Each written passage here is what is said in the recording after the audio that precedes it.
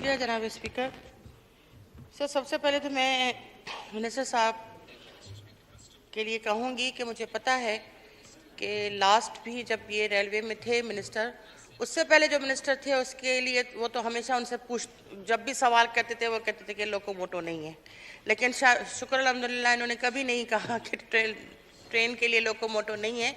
और मुझे उम्मीद है कि साद रफ़ीक साहब PIA को थोड़ा बहुत दुनिया के नक्शे पे उभार के ले आएंगे, ये मेरी दुआ भी है और मुझे तवक्का भी है।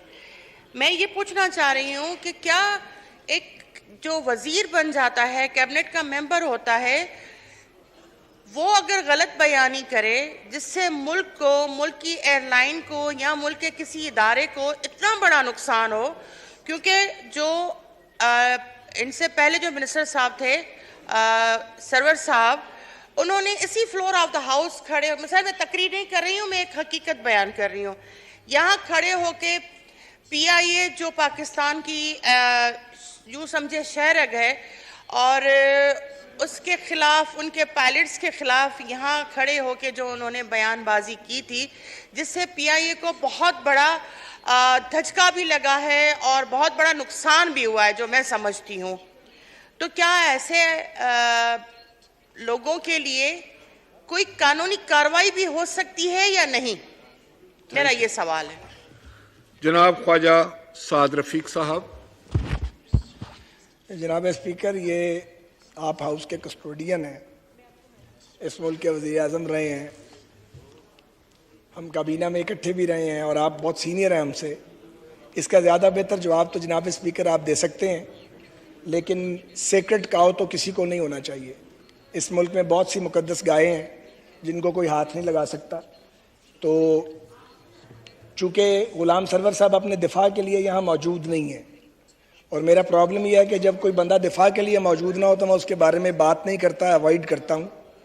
अभी मैं एक ताज़ा तरीन बात सुन के आया हूँ, तो क्या मैं आपको बताऊँ क्या कुछ हुआ है और किस तरह पाकिस्तान के कौमी अदारों को नालायकी की, अकरबा परवरी की और लूट मार की नज़र किया गया है। और सबसे मज़े की बात यह है, इंटरेस्टिंगली, कि वो जो लम्हा मौजूद में काम कर रहे होते थे उसका इल्ज़ाम अपने मुखालिफ पर आयद करते थे, और वो जो हिटलर की स्ट्रेटजी थी कि इतना झूठ बोलो कि सच का गुमान होने लगे। यानी अगर आप रेलवे को उठा लेंगे तो वो एक नौहा है, जहाँ छोड़ के गए थे उससे पीछे चला गया, फिर उसको वहाँ लाने की कोशिश कर रहे हैं। PIA का हाल पतला किया जा चुका है, एविएशन का हाल उससे ज़्यादा पतला है, बाकी महकमों का हाल उनके वज़रा को मुझसे ज़्यादा पता है। तो बहरहाल अब उनको क्या कहें, इसका फैसला पाकिस्तानी कौम को करने दें।